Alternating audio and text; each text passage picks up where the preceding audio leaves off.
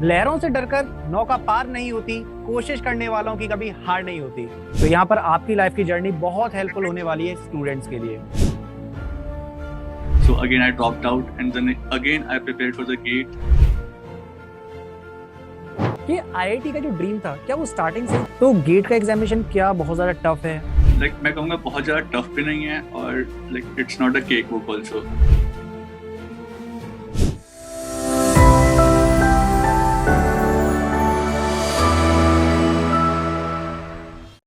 बच्चन साहब की एक लाइन है, लहरों से डरकर नौका पार नहीं होती, कोशिश करने वालों की कभी हार नहीं होती। तो आज हमारे साथ हैं आईआईटी जोधपुर के alumni and he is Sapan. So hello Sapan, कैसे हैं आप? Yeah, hi sir. I'm very fine. How are you? I am also good, I am also good.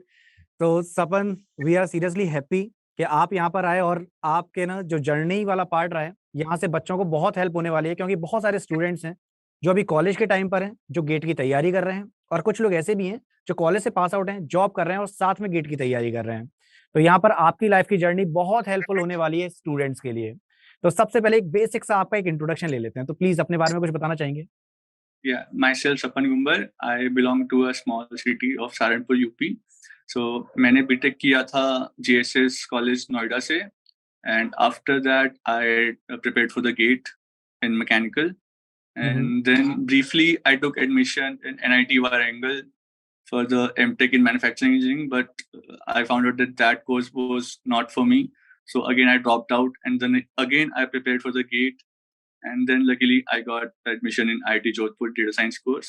And after that, I got placed in Optum as a software engineer. And now, as a software engineer, I'm working in the Optum organization.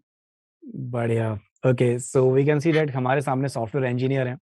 सो आज इनसे आपको बहुत सारा motivation मिलने वाला है, और साथ में वो सभी चीजें मिलेंगी जो कि हमको चाहिए कि सर मुझे ना कोई ज्ञान देने वाला चाहिए, एक्चुअली मुझे ऐसा पर्सन चाहिए जो ऑलरेडी उस पोजीशन पे हो जहां पर हम जाना चाहते हैं।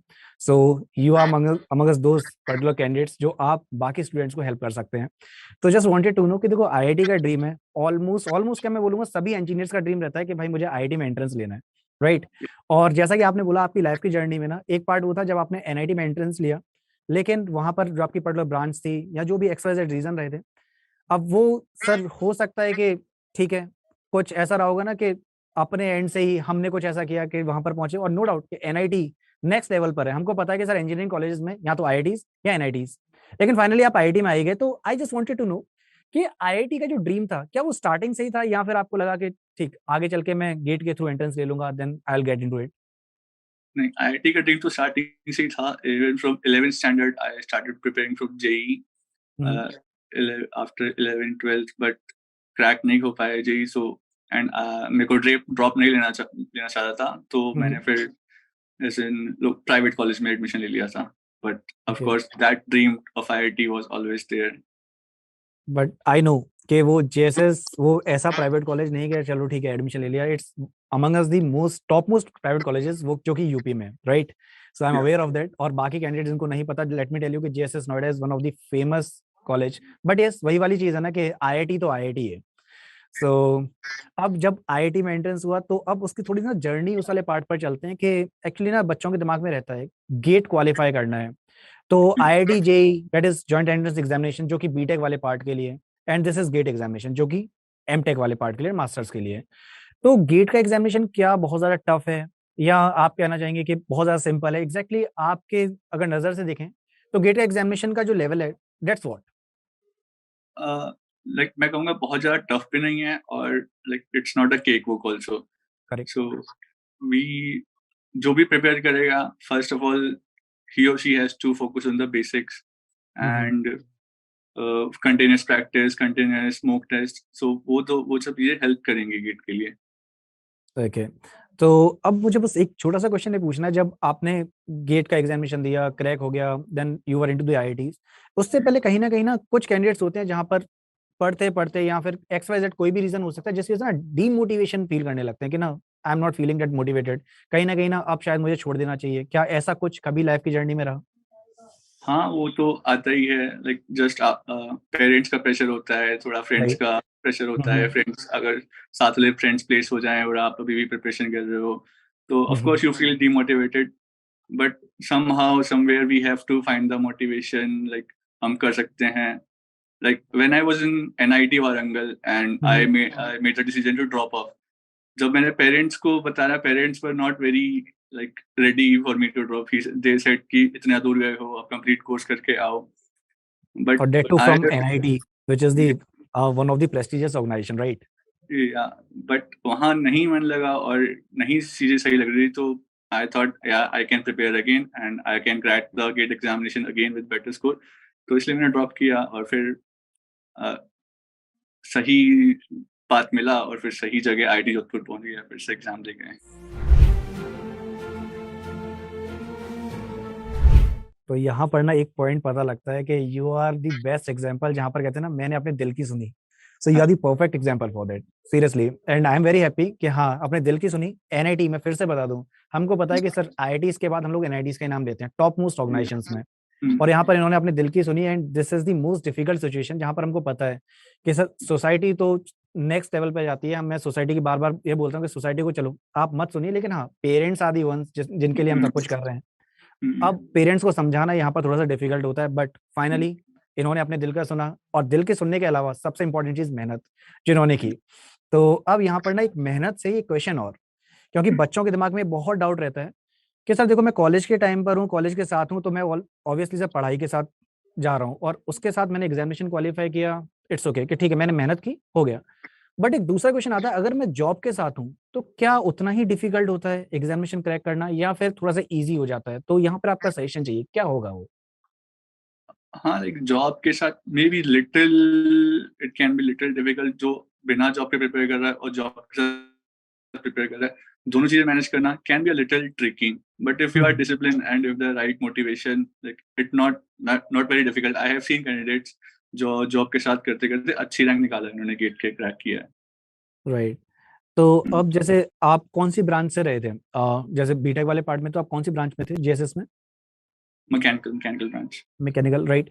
तो अब जब हम लोग गेट का एग्जामिनेशन दे रहे हैं तो आपने कौन से ऐसे पार्ट पर फोकस किया जहाँ पे ना स्टूडेंट्स वांट टू नो कि अगर मैं IITs के लिए तैयारी कर रहा हूँ, मुझे गेट का एग्जामिनेशन क्वालिफाई करना है, तो मुझे कौन से वो पार्ट्स हैं जहाँ पर मुझे ज्यादा फोकस करना पड़ेगा और कौन सा पार्ट है जो कि मैं छोड़ सकता हूँ? तो this is the most important question, क्योंकि ना देखो हमको पता है कि तैयारी करनी है तो सब कुछ पढ़ लेते हैं, लेकिन अब छोड़ना इज दी वन कि सर हमको पता भी रहना चाहिए कौन सी चीज छोड़ दूं जिससे ना मैं बेमतलब में टाइम वेस्ट ना करूं.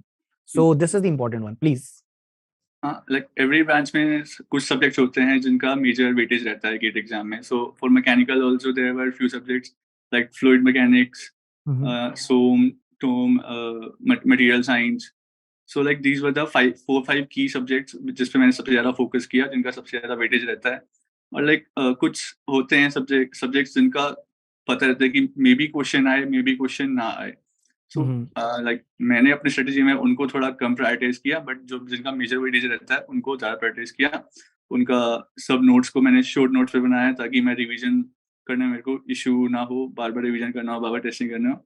तो उस वे में दैट थिंग हेल्प मी. तो यहाँ पर एक इम्पॉर्टेंट चीज सपन ने बताई कि ना वो नोट्स वाला पार्ट, जो कि चाहे वो गेट का एग्जाम हो, कोई भी एग्जामिनेशन हो, notes are the most important thing कोई भी एग्जाम क्रैक करने के लिए, कि ना लास्ट मोमेंट पे मुझे वो वापस से मोटी मोटी बुक्स ना पढ़नी पड़े. राइट. तो यहाँ पर ये हो गया जर्नी का पार्ट. अब फाइनली उस पार्ट पर आ जाते हैं जहाँ पर अपना सपना वो साकार हुआ and you are the one कि हाँ पहली बार हम वो IIT के अंदर एंट्रेंस ले रहे हैं.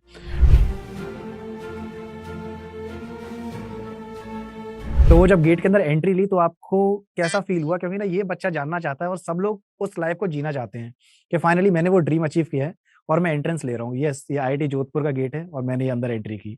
सो just want to know about that experience. Yes, for me it was a great experience. Like it was a altogether different world in the IIT. वहाँ का culture, वहाँ का infrastructure, वहाँ की facilities. Like if I compare it to my experience, BTech experience and an MTech experience, totally different था. Like people there, like I made a lot of friends also there. उनका like the peers we meet there, they are totally different. So like it's all worth it to enter IIT, be it BTech, be it MTech. Right. तो अब जब आपने entry करी लिया IITs में, तो अब मुझे वो और बता दीजिए कि आपकी लाइफ में क्या क्या चेंजेस आए और एक्चुअली आप कैसा फील कर रहे थे. आपने IIT का बता दिया कि मैं एंट्रेंस करा तब ये वाला पार्ट था. अब लाइफ में कैसा वो चेंज आ जाता है? हमको पता लगा अब देखो मैं IIT में हूँ, अब मेरे जो दिन का जो शेड्यूल है वो कुछ ऐसा रहेगा, नाइट की लाइफ है वो कुछ ऐसी रहने वाली है, साथ में अपने कुछ प्रोजेक्ट्स पे काम कर रहा हूँ, तो यहाँ पर एक बेसिक सा चाहिए कि वो आईटी की लाइफ कैसी रहती है। So like IIT environment allows हमें सब चीज अलाउ करने के लिए प्रिपेयर रेडी रहता है, मतलब we want to get into sports, we want to do cultural activities and we want to focus on academics. So इन सब चीजों का बैलेंस आपको आईआईटी में मिलेगा। लाइक मैंने आईआईटी में बैडमिंटन बहुत खेला, like it was okay. One of the best infrastructure I saw in the campus, so it was a great experience. Okay, तो डेट मीन्स कि ना वो जो लाइफ रहने वाली है आईडीज की, वो बाकी जगह से कुछ तो अलग है ना। बिल्कुल। तो इसीलिए सब लोग उसका एम भी कर रहे होते हैं and finally you are there. तो एक आप कंक्लूजन और कुछ देना चाहेंगे, कंक्लूसिव स्टेटमेंट के ना स्टूडेंट्स को इस तरीके से अपने आप को मेंटेन करके रखना है कि finally they will be into the IITs और फाइनली वो अपना ड्रीम अचीव कर रहे होंगे। सो एक कंक्लूजिंग स्टेटमेंट फ्रॉम योर एंड। हाँ, like I would recommend students to watch some YouTube videos, वहाँ की लाइफ, वहाँ का लोग क्या एक्सपीरियंस कर रहे हैं, क्या कल्चर है, खुद को मोटिवेट करने के लिए, ताकि वो डिमोटिवेट ना हो and they keep preparing themselves to achieve what other people's have like people who are already there have achieved, so that would help. Okay, cool cool. So thank you for being here, बहुत अच्छा लगा आपके साथ ये पूरा का पूरा जो इंटरव्यू है ना, ये बच्चों के बहुत हेल्प होने करने वाला है। So thank you for being here. फिर आपके लिए गुडीज तैयार हैं, जो आपके पास गुडीज पहुंचने वाली हैं, so that would be from Adda 24/7 sent. And seriously once again thanks a lot for being here. Okay, Thank you, please thank you अपना for ख्याल having रखिएगा, है ना। me. Yeah, sure.